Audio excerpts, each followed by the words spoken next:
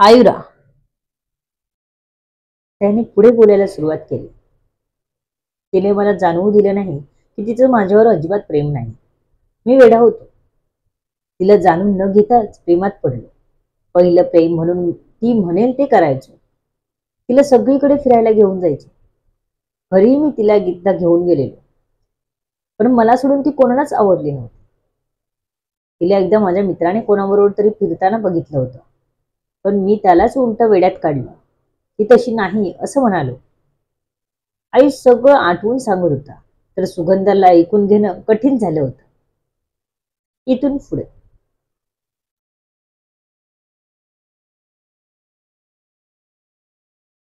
तुम्ही मुद्द्याचं सांगाल का? हे एवढं तुमचं तिच्यावर प्रेम होतं तर ती सोडून गेली तरी ब्रह्मचर्य राहायला हवं होतं. तुम्ही लग्न का करताय? सुगंधाने आपला राग दाखवलाच शेवटी. किती वेळ ती तो प्रेमात होता हे ऐकणार होती? हो, मुद्द्याच सांगतोय. ती जास्त सिरियस नव्हती आमच्या नात्याबद्दल, आणि मी अतिशय ह्या नात्याला महत्व दिलं होतं. मी लग्न करायची स्वप्न बघत होतो, पण तिने एक दिवशी मला धक्काच दिला. कोणाबरोबर तरी लग्न करून मला फोटो पाठवलेले. तो फोटो बघून मला प्रचंड मानसिक धक्का बसला. मी सावरू शकलो नव्हतो. मला माझ्या भावाने खूप सारे डॉक्टर फिरवले. जास्त फरक पडतच नव्हता माझ्या. आई बाबा तेव्हा खूप रडलेत माझ्यासाठी. शेवटी मानसिक रोग तज्ञांकडे मला भाऊ घेऊन गेला. तेव्हा हळूहळू मला फरक पडू लागला. हिप्नोटाइज ट्रीटमेंट सुरू केली. त्याने मी बऱ्यापैकी कव्हर झालो, पण यात 1 वर्ष निघून गेलं होतं. त्यामुळे हे सर्व बहुतेक सर्वांना माहीत झालं होतं. उद्या तुला कोणाकडून बाहेरून कळलं तर आपल्या नात्यात दुरावा येईल. हे नको होतं मला, म्हणून मी तुला भेटायला बोलवलं होतं. आणि आधी घरी सांगायचं नव्हतं मला. जर हे ऐकून तू लग्नाला नकार दिलास तर मी मनाची तयारी करेन असं वाटत होतं. पण मी जसजसं तुझ्याकडे येऊ लागलो, मी खूप अस्वस्थ होऊ लागलो. तू नाही म्हणालीस तर?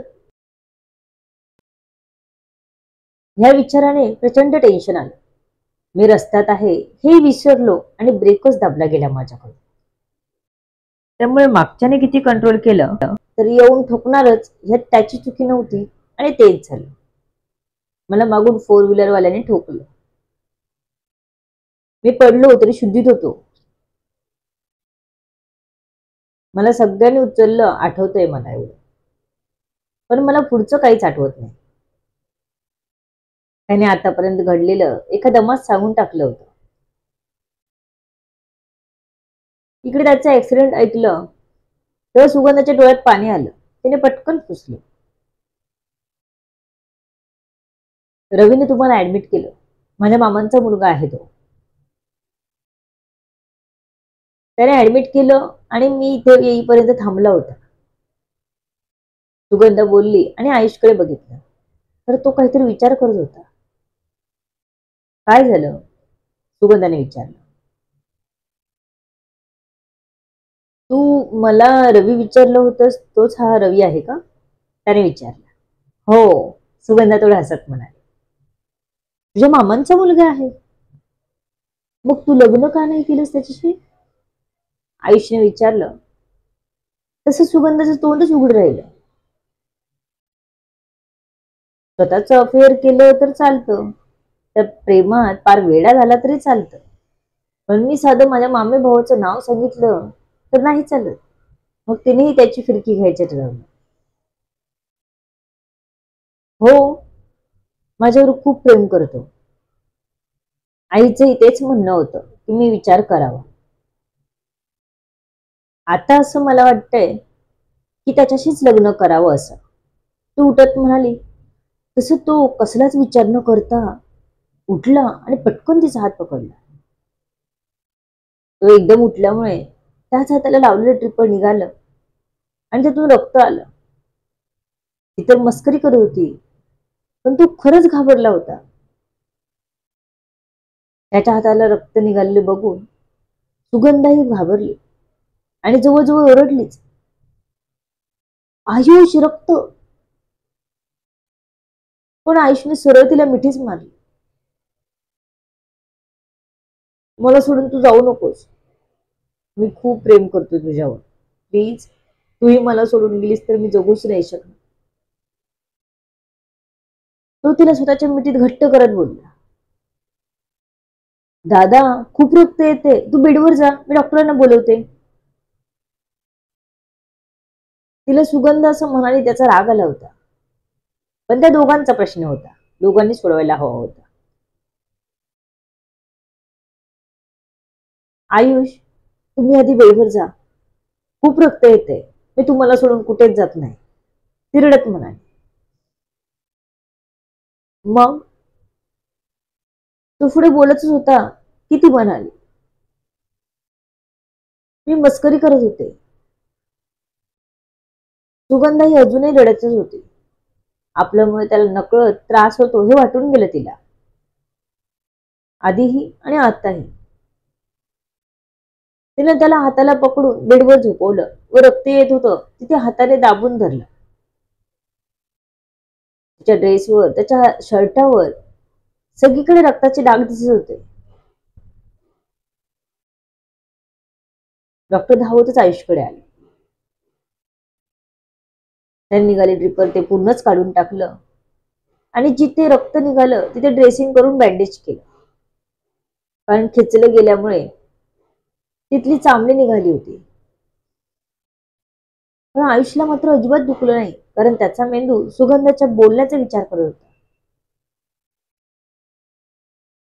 स्वतःकडे त्याचा लक्षच नव्हता. डॉक्टर गेले तसं सुगंधाने त्याच्याकडे बघितलं. सॉरी, सुगंधा बोलली आणि मान खाली घालून उभी राहील. खूप अपराधी वाटत होती तिला. त्याचे डोळे मात्र रागाने लाल झाले होते. तुम्ही मुली मला खेळणं समजता का? मी खूप सहज तुमच्याशी जोडला जातो ह्याचा फायदा घेता का? तू सुगंधाकडे रोखून बघत म्हणाला. नाही, पण मला वाटलं तुम्ही जेलस फील करताय म्हणून मस्करी केली, सुगंधा बोलली. म्हणजे तुम्हाला इतकं हलक्यात घेतलंस, माझ्या प्रेमाची प्रतारणा केलीस. मी सांगितलं तुला मी धक्का नाही सहन करू शकत, तरी तू असं केलंस.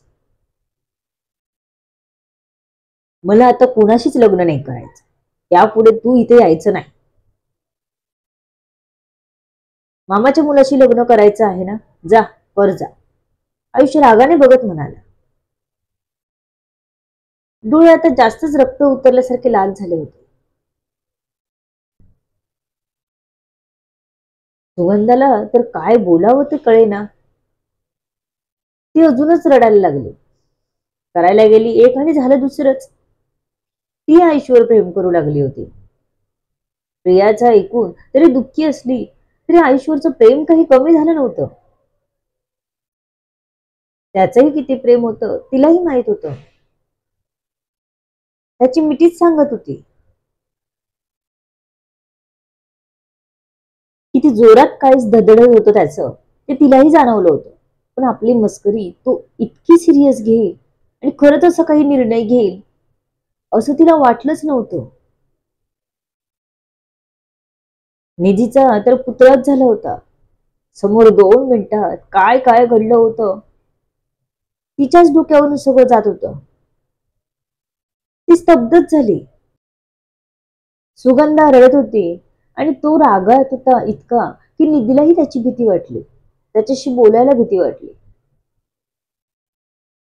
दादा, एवढा राग नको ना करूस, निधी कशी बशी बोलली. मी राग नाही करत, मला आता कोणाच्याच मागे फिरत राहायचं नाही.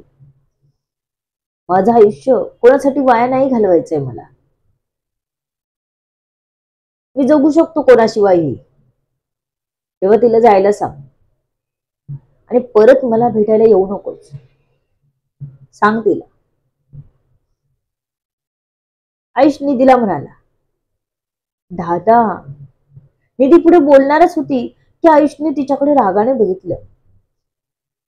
तुला एकदा सांगितलेलं कळत नाही का? या सर्व मुली सारख्याच मला खेळणं समजतात. तो असं बोलला आणि बेडवर तोंड फिरून डोळे मिटले. मनाला आत खोल जखम झाली होती. आधीच जखमी त्याला तिने अजून वार केला.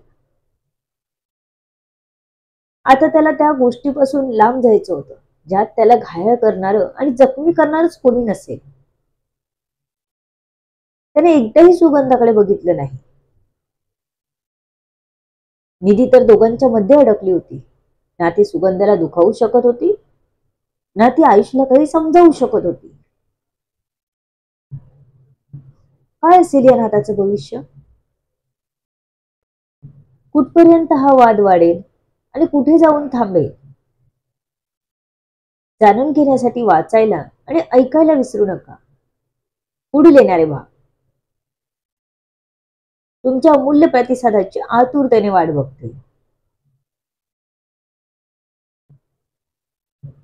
ही माझी नवीन कथा आहे. तुम्हाला नक्कीच आवडेल. तुम्ही मला कमेंट करून सांगत राहिला तर लिहायला अजून ग्रुप येईल. तेव्हा कमेंट करून सांगत राहा कथा कशी वाटते. लेखिका शब्दवेदी उर्फ संतोषी गजानन राणे पाताळे. धन्यवाद.